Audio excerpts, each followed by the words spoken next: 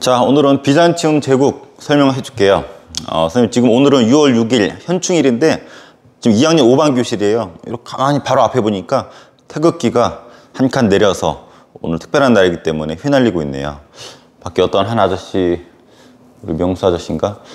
누군가 농구하고 있고 선생님 빈 교실에 주말에 나와서 수업을 하고 있습니다.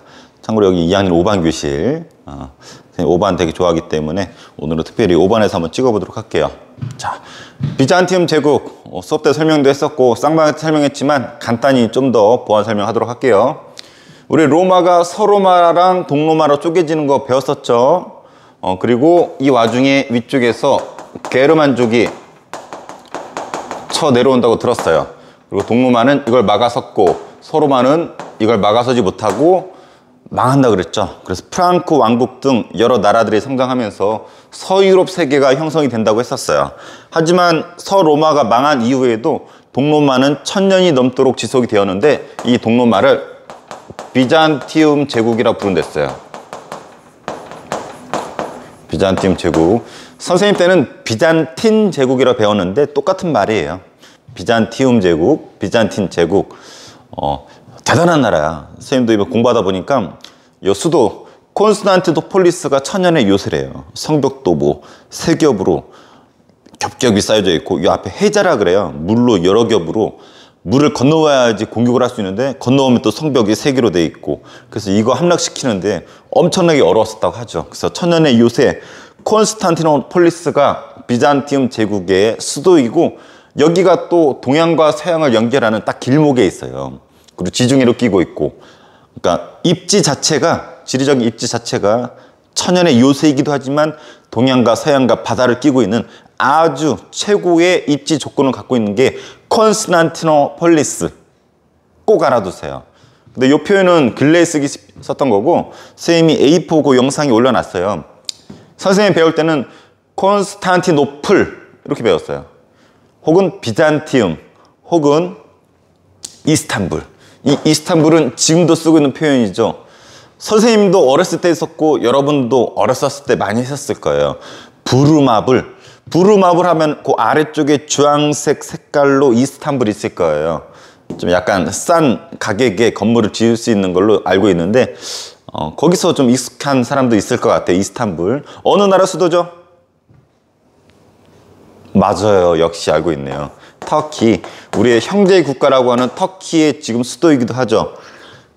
그래서 이 위치가 터키를 봐도 알 수 있어. 터키에 가면은 선생님 얘기 듣기로는 어떤 도시를 가면 이렇게 점선이 있대. 그래서 이쪽으로 넘어가면은 서양이고 이쪽으로 가면은 동양. 그래서 동양과 서양이 한 도시에 이렇게 걸쳐 있다고 하죠. 이러한 대표적인 도시가 터키인데 그 지리적인 조건을 잘 보여주는 게 콘스탄티노폴리스예요.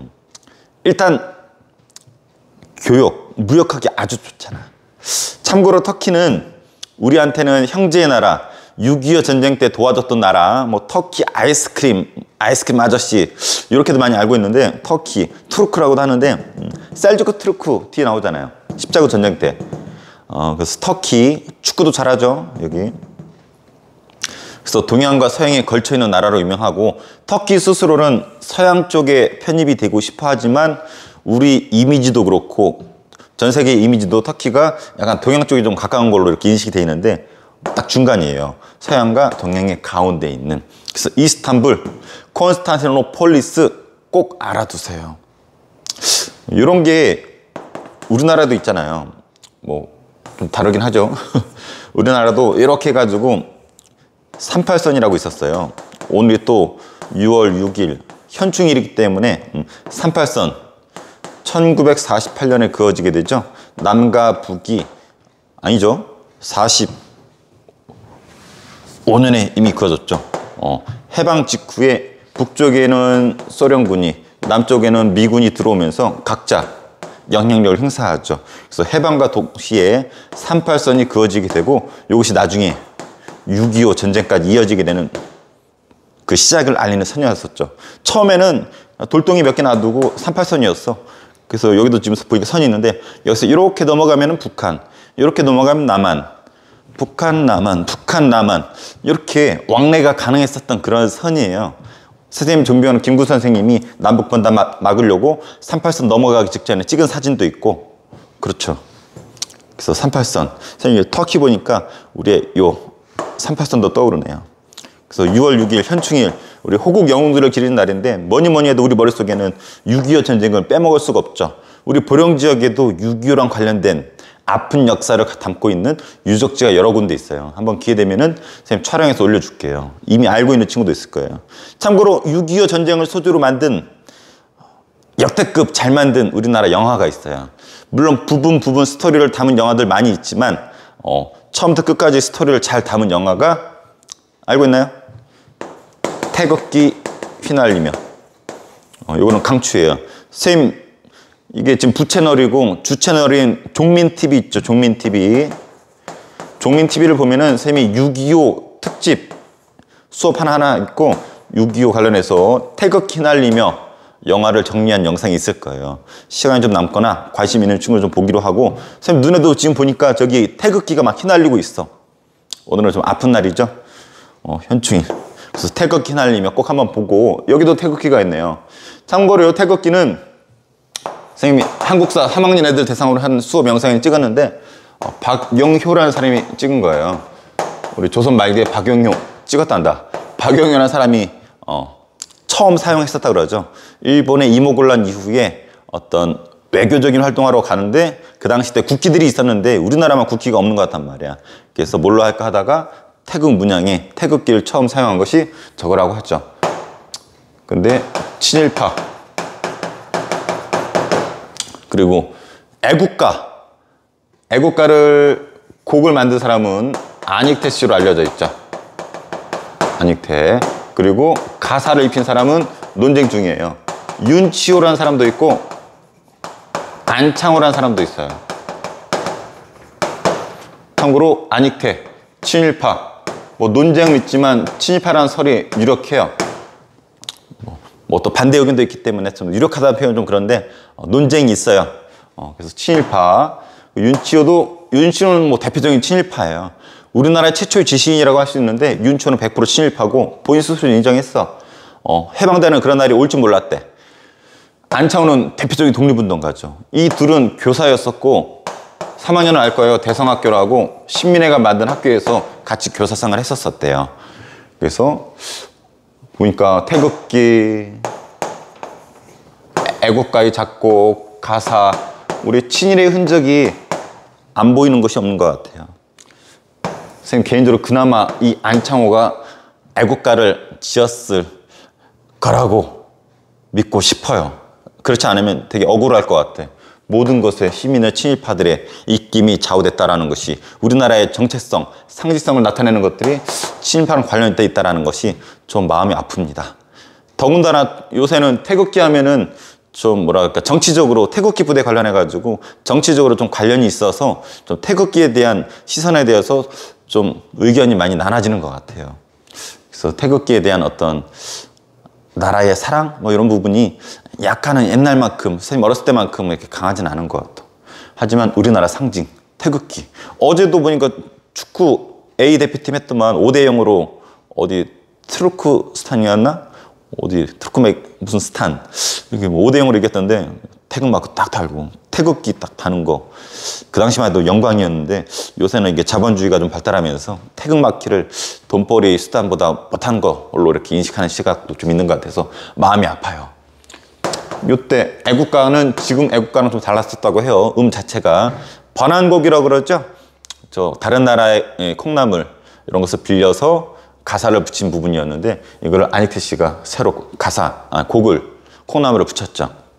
초창기 때 이랬을 때 애국가가 동해물과 백두산이 마르고 닳도록 하느님이 보호하사 우리나라 만세. 오늘따라 막 눈물 나려고 그래. 왜 그러지? 오늘 현충일이라서 그런 것 같아요. 선생님 개인적으로 인상 깊게 본 드라마가 미스터 선샤인인데 그 마지막 장면 보면 또 태극기가 크게 휘날리거든요. 그 관련해가지고 거기 나온 노래는 아니지만 이 노래를 들으면은 그 당시 때 우리의 선조들 독립운동가뿐만 아니라 6.25 전쟁 때 희생당한 우리 호국영령이 떠오르면서 나라를 팔아먹은 요 애국이 아니죠. 친일파들과 관련지어서 하고 싶은 얘기가 좀 있었어요. 그래서 영상이 좀 길어지지만 하고 싶은 얘기를 좀 했습니다. 양해를 바랄게요. A4 영상은 이런 얘기 없잖아요. 근데 판서 수업은 이런 얘기 좀 하고 싶어서 찍은 거예요. 여러분들이 요청한 부분도 있지만 선생님도 이런 얘기 하고 싶은데 여러분 32명 여기 앉아있을 때는 이런 얘기 하면은 또 지루해하거나 엎드리는 친구들이 많아가지고 선생님 차마 말을 못할 것 같다. 또 재밌게 수업을 해야 되는 부분이 있어서. 근데 이런 영상은 선생님 뭐 얼마든지 뭐 원하는 친구만 볼 거고 또 얼마든지 선생님 하고 싶은 얘기 할 수 있어서 좀 영상이 길어지더라도 양해를 바랄게요. 자, 그래서 이스탄불 기억 잘 나겠죠? 동서를 거쳐있던, 그래서 비잔티움 제국 자체가 동서에 거쳐있던 그런 나라고, 그 다음에 황제 교황주의 알아두세요. 이 단어를 알아듣는 게 아니라 이 뜻을 알아둬야 돼요. 이 서로마, 이 서유럽이 되었죠. 서유럽에서는 교황이 짱이었잖아. 교황이 자기는 해, 너는 황제는 달 해가지고 카노사의 굴욕 기억나요? 힘이 셌었잖아요. 근데 이 동로마 비잔티움 제국은 아니에요. 황제가 교황 역할까지도 같이 합니다.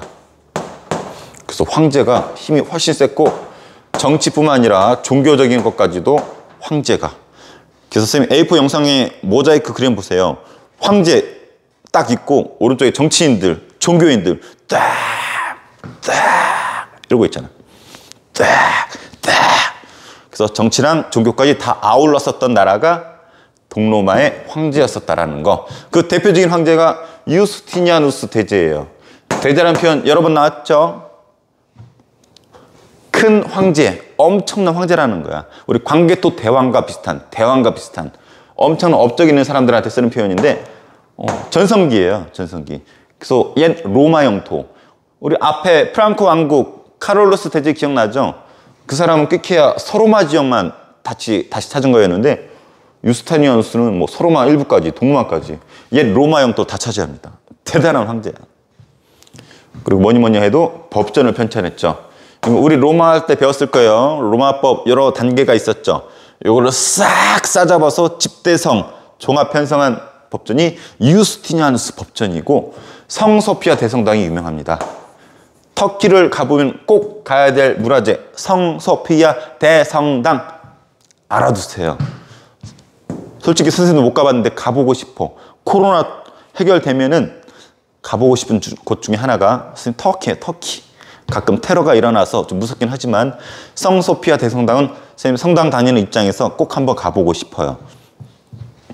자, 이 서유럽과 동로마 지역, 뭐 한마디로 동쪽과 서쪽에 교회가 쪼개집니다.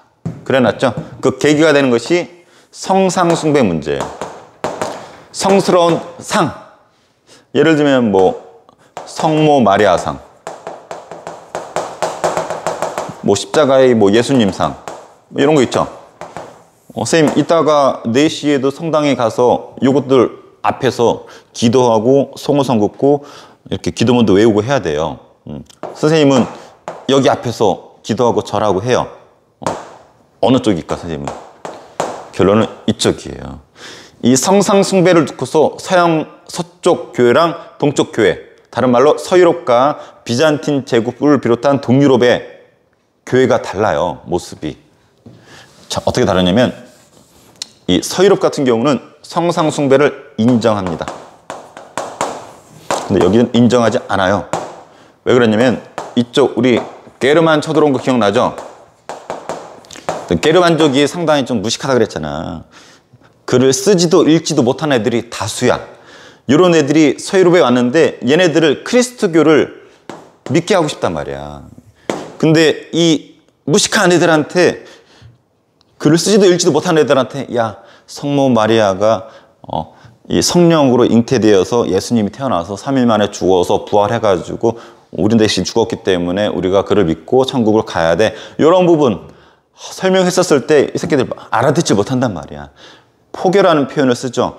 이 크리스트교를 포교하는 데 있어서 게르만족이 너무 무식하기 때문에 이런 어떤 눈에 보이는 형상, 성상이 있어야지 쉽게 포기할 수 있다라는 거야. 보이지도 않는데 믿으라니까 잘 못 믿는 거지.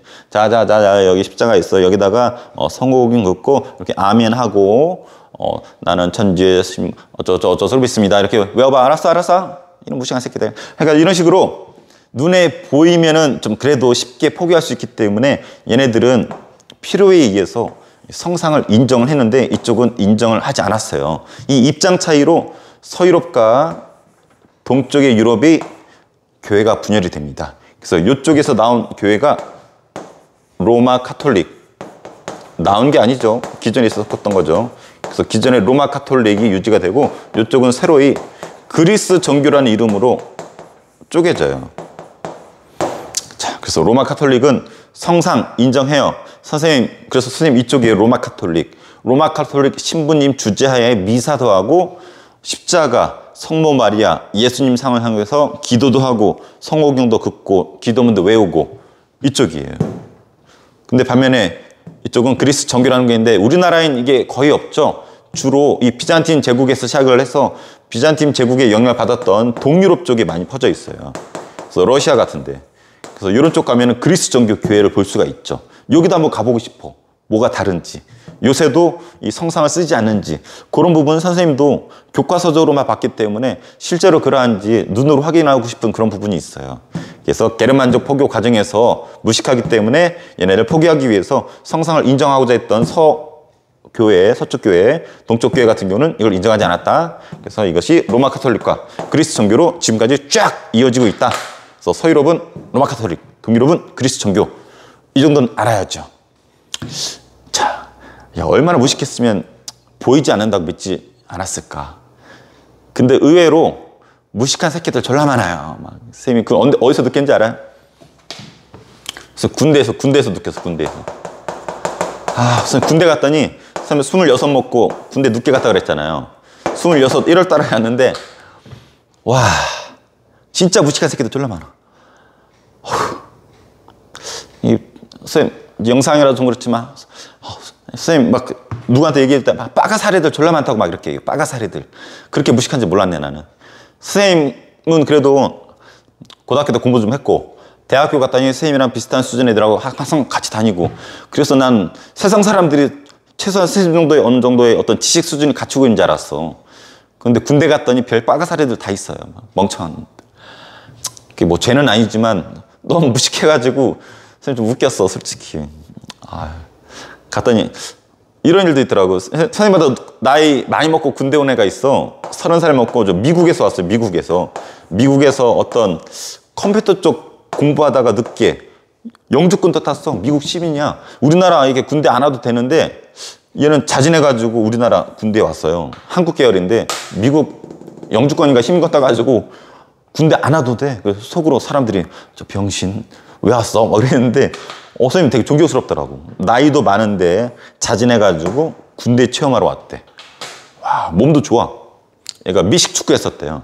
근데 미식축구 하다가 얘네는 공부도 하고 운동도 같이 하잖아. 미식축구 하다가 누가 태클 걸어가지고 그대로 넘어져가지고 좀 몸이 다쳐가지고 그만뒀다고 하는데 몸도 좋아요. 막. 근데 30살이야. 나보다 나이가 많아. 근데 단점이 한글을 잘 못 알아들어. 미국에서 오래 살아가지고. 그래서 고참 이때 고참들이 해봤자 21살, 22살이야. 나보다 4, 5살 어려요. 그러니까 얘가 얘한테 뭐 시킨 거야. 야, 미국, 야, 예를 들어서 뭐 스티븐, come here. 야, 가서 저기 마트도 아니죠. PX 가가지고 냉동 몇 개 사와 그랬는데 얘가 못 알아들은 거야. 못 알아들어가지고 엉뚱한 거 사온 거야.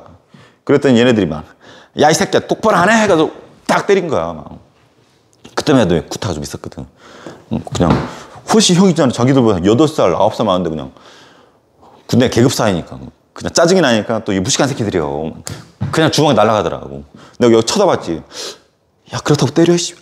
그러니까 이거 딱 맞고 애도 막 미국식 사고고 젖어 있으니까 이 폭력이라는 거 이해가 안 되는 거 딱 맞고 What the fuck! 그러니까 막 fuck 한 거 fuck. What the fuck! 맞아 fuck you지. fuck you! 한 거야. 순간 막 당황한 거지. 뭐지? 고참한테 아무리 나이가 많아도 fuck you. 그럼 이 다음 상황이 막 걱정스러운 거야. 막 끌고 와서 때리지 않을까. 얘네 반응이 되게 웃겨. 뭐? fuck you? 야, 저 새끼 영어 졸라 잘해. 야, 씨, 역시 미국물 먹었어. 영어 졸라 잘해. 라고 하면서 막 칭찬하는 거야. 그러니까 얘네들은 이게 욕인 거를 알아듣지 못한 거야. 그래서 영어 졸라 잘한다고 막 칭찬하고. 야, 너 최고야. 막 그러는데 난 속으로 막, 저 병신 새끼들은 뭐지? 이 버저리 새끼들은 뭐지? 때리지 않아서 말귀를 못 알아서 좀 다행스러운 것도 있었지만 이걸 못 알아듣는 이 멍청한 새끼들이 난 이해가 안 되고 너무 웃기는 거야. 멍청한 새끼들, 빠가사리들. 이럴 정도로 무식한 애들이 좀 많이 있었어요, 군대에. 그러니까 난 이런 부분이 좀 이해가 되기도 해. 지금은 코로나 때문에 군인들 휴가들 잘 못 나오는데 선생님 때는 능력에 따라서 정규 휴가도 있지만 포상 휴가라는 것도 있었어요. 그래서 포상 휴가를 3번 나왔는데 3번 다 공부로 나왔어요. 지식으로. 독후감 쓰기 대회. 뭐 3분 스피치. 요새 이런 거 하나 모르겠네. 그리고 골든벨.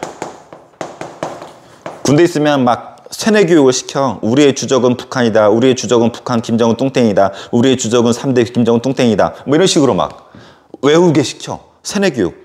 심지어 말도 하기 시켜요. 그 관련된 글을 쓰게 하든지 발표를 시키든지 문제를 내든지 어찌되었든 다 퀴즈 형식이지만 뭐 글 형식이지만 다 지식이 좀 있어야 되잖아. 그 독후감. 아직도 기억나요? 이게 05년이었어.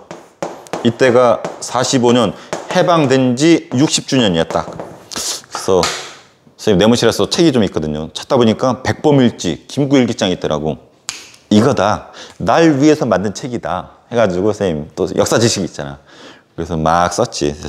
근데 날 경기하는 애들 몇 명 있었거든.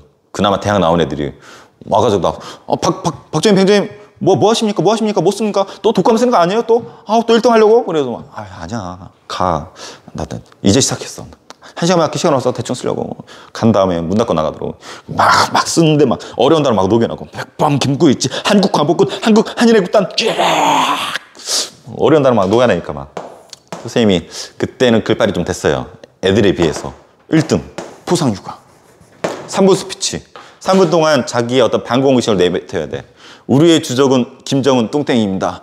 이 새끼는 인민들은 생각하지 않고 백성들은 생각하지 않고 자기 별만 세운 뚱땡이 3대 뚱땡이에요. 어쩌고저쩌고 막 어려운 단어 도르륵 하니까 막 사람들 막 뒤집어지고. 1등 포상 휴가.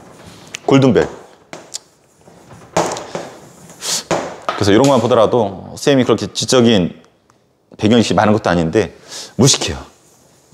근데 지금 많이 바뀌었을 거야. 시대가 많이 변했고 벌써 선생님 군대 갔다 올 지가 20년 가까이 이제 다 돼가기 때문에 그래서 의외로 무식한 애들이 많다는 거.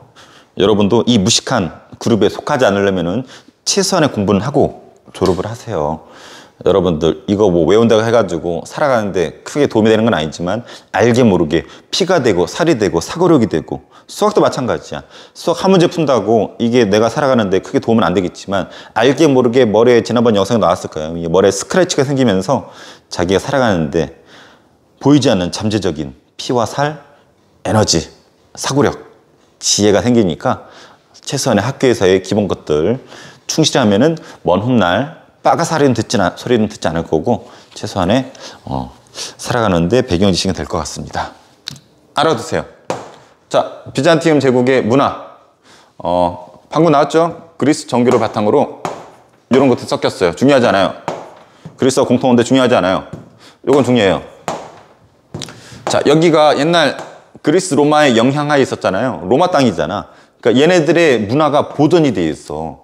특히 얘네는 인간을 중심으로 놓는 인간 중심적인 문화가 있었죠. 그리스 로마 문화 같은 경우는. 이거를 얘네들이 잘 보존을 해. 잘 보존하고 연구해가지고 이탈리아 같은 데다가 전달을 해줘요. 서유럽, 이탈리아, 얘네는 서유럽이 자리 잡으면서 크리스트교, 신 중심으로 흘러가다 보니까 예전에 인간 중심이었던 그런 기억들이 다 사라졌어. 자료들도 사라졌고. 그래서 인간 중심적인 걸 찾고 싶어도 찾을 수가 없었는데 비잔티움 제국에서 이것을 잘 보존하고 있었단 말이야. 그래서 이것이 다시 전달이 되면서 르네상스가 이탈리아에서 시작될 수 있었던 배경이 되었다. 르네상스에서 아주 강조되는 부분이에요. 그리고 문화에서 법전 아까 얘기했죠. 성소피아 대성당 유명합니다. 특징이 이렇게 돼 있어요. 이런 걸 돔이라고 그랬죠. 둥그런 돔 형식의 지붕이 있고 그리고 내부에 가면은 모자이크로 그림을 그려놨어요. 모자이크가 있다는 거. 모자이크. 선생님 모자이크 별로 안 좋아해요. 선생님도 유튜브 하다 보니까 이게 또 선생님이 동의 없이 이렇게 찍는 경우도 있잖아. 그런 경우는 선생님이 이렇게 모자이크, 동의를 하더라도 좀 나오기 부담스러운 애들은 모자이크 이렇게 하잖아요. 선생님도 얼굴 같은 좀 모자이크 하고 싶은데 워낙 돌아다니고 하다 보니까 모자이크 할 수가 없어요. 또 선생님 또 뭐 미모가 좀 되긴 하지만 이제 나이가 들어가면서 팔자주름도 생기고 얼굴 쭈글쭈글해지고 그래서 모자이크 처리하고 싶지만 귀찮아서 그냥 남기고 있습니다. 좀 괜찮죠 그래도? 대답 안 해도 돼요. 자, 모자이크. 이런 특징 알아두세요. 이게 비잔틴 문화의 특징이에요. 비잔틴 양식이라고 해요. 써줄게. 비잔틴 양식. 자, 그래서 이 동로마가 아까 얘기했죠. 동유럽에 퍼졌다고. 그 중에 여기 키예프 공국이라고 있어요. 중요하진 않아. 키예프 공국이라는 나라에 영향을 크게 줬고 얘네가 나중에 러시아가 된다라는 거. 그래서 러시아는 이 비잔티움 문화의 어떤 유산을 물려받은 나라가 러시아예요. 그래서 여기에서도 성소피아 대성당 같은 것들 많이 있고 그리스 종교 자리 잡았고. 그래서 러시아 알아두세요. 중요하진 않아요. 자, 최종 정리해 줄게요. 그리고 꼭 알아야 될 거. 수도는 유명해요. 알아두면 좋을 것 같고 황제가 관을 잡는다는 거 알아두면 좋을 것 같고 유스티니아누스 황제의 업적, 특히 법정과 성소피아 대성당 알아두면 좋을 것 같고 동서교회에선 분열은 이것 때문에 서동이 이렇게 쪼개졌다라는 거. 여기서는 훗날 르네상스 관련해서 영향을 주었다라는 거.